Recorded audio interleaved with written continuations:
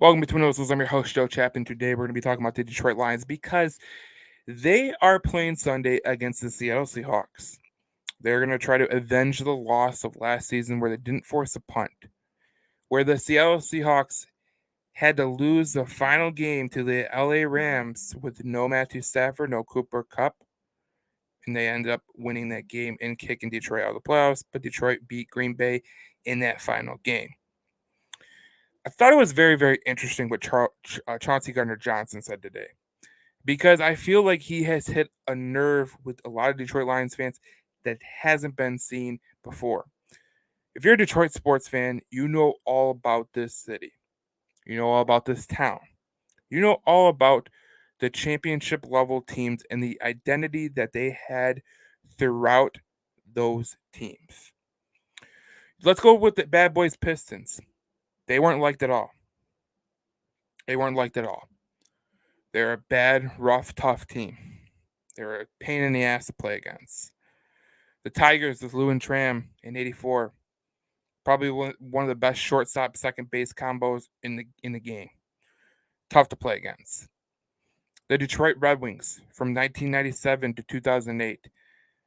Suddenly they found more Hall of Famers after Steve Eisman left with Zetterberg and Datsuk, and they still had Lidstrom. They won 4 Stanley Cups. The going to work Pistons. There was not one superstar on that team. Not one. But they ended up beating the Lakers with Kobe Bryant. Here's what Chauncey Gardner said. So Chauncey Gardner-Johnson was talking to reporters. He said, "From what I've seen, we have the most ruthless fans in the game. You're gonna see Sunday. Blue ski mask everywhere. With Coach Brad say we villains, right? It's the culture. I'm changing it. No paper bags, ski mask. We taking what's ours." I feel like this Detroit Lions team is developing an identity. Just like the championship teams of Detroit's past, they are developing a kind of an identity of being a pain in the ass to play against. They're going to be a tough team to play against. You see that with their coach, Dan Campbell. I mean, he just reeks of a tough guy, a tough Detroit guy.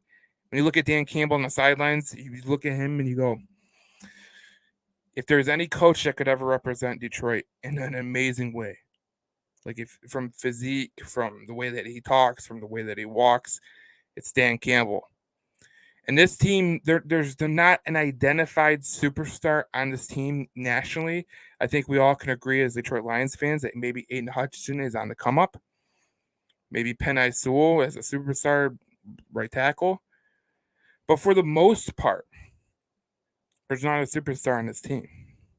Maybe Chauncey Gardner-Johnson, but superstars are in the NFL are guys that you market with.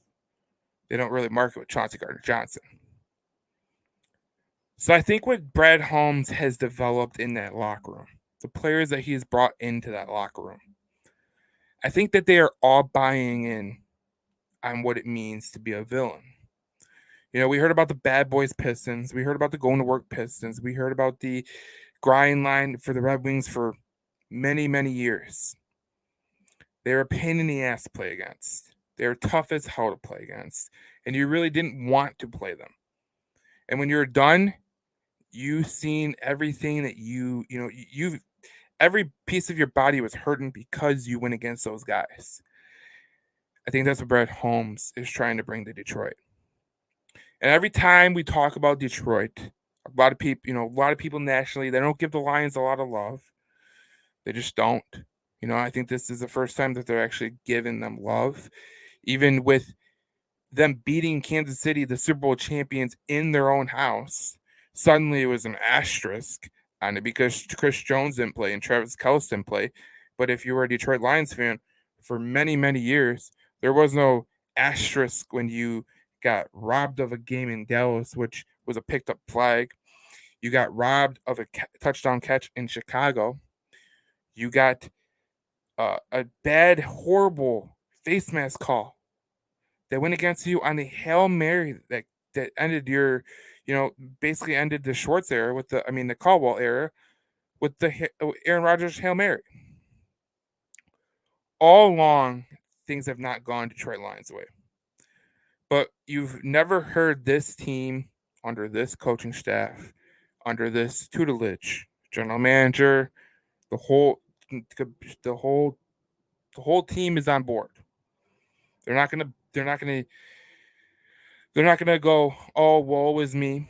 That's not the way they work. There's been calls that have gone against Detroit that, they said we gotta move on, we're gonna move on, and that's what we're gonna do. What Dan Campbell and Brad Holmes have built in Detroit is unique. But it's uniquely Detroit. Because as I said earlier, when you have the going to work Pistons, when you have the bad boys of the 80s, or they go against the Lakers and they're just a pain in the ass to play against. The Red Wings, their dynasty from 97 to 2008. Everything that those teams showed you is what the Detroit Lions are becoming. I truly believe that. Like, you could sit here all day and you could talk a big game about how the Detroit Lions have never won a championship. They've never won a playoff game, in my lifetime. I'm 29. But that doesn't matter, because here's the thing. If you've ever watched sports, you know that teams change, teams change. Remember, once upon a time, the Golden State Warriors were an absolute albatross of a franchise. They changed it around. They got the right people on board. They hired the right people in general manager. They hired the right coach. They drafted the right players. Green, Curry, Thompson, and they won in magnificent ways. You've seen it with the Chicago Cubs. They drafted, they developed, they won a World Series title. Boston Red Sox, Houston Astros. The list goes on. Everyone that uses this whole moniker that a franchise can never change from where it's at, it's just a stupid logic of a simpleton. Because if you've ever watched sports, you know that the key to being a good sports franchise is having the right people on your as your general manager, as your coach, drafting the right players that fit your franchise. And that's what the Detroit Lions have done. Because they brought in Chauncey Gardner-Johnson, and he's developed a swag to this team. A lot of people were worried about when they let Jamal Williams go to New Orleans and said, oh my God, where's the culture guy going to come from? When you are a good franchise, you really don't worry about where the next culture guy is going to come from, because your culture is already built. Dan Campbell has put a lot of hard work in building this culture. Brad Holmes has done an amazing job at drafting people to fit this culture. A lot of people were talking about why they did not draft Jalen Carter. Jalen Carter did pretty good with the Eagles. Why didn't they draft him? And the philosophy is simple. It didn't fit Brad Holmes' philosophy in what he's looking for from a football player. And we weren't in those meetings, but that's what happens. Look, I'll summarize it like this. If you are a Detroit Lions fan, if you're a Detroit Lions fan and you've been a Detroit Lions fan for many, many years, and you've been kind of outside that wagon, you're like, man, I can't, this team's been too hard on me. This team's done everything that they can to do bad things to me. It's changing. It's changing. And if you just look at the signs, the players that are on that team, Chauncey Gardner-Johnson's saying it. He's saying it.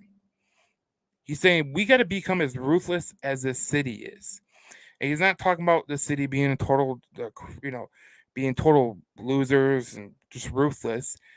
He's talking about being tough, being physical, going, doing your job, doing what you have to do to make it work. That's what this city is about. That's what Detroit is about. That's what the state's about. That's what it's built its image on. And obviously the players have bought into that. And if you can't see it now, you won't see it anytime soon. I'm Joe Chappa, Between the Whistles Detroit. I will see you guys in the next video as I do my game preview. Or I think we're going to do the podcast next. But again, this Detroit Lions team, is a totally different team. I put money on that.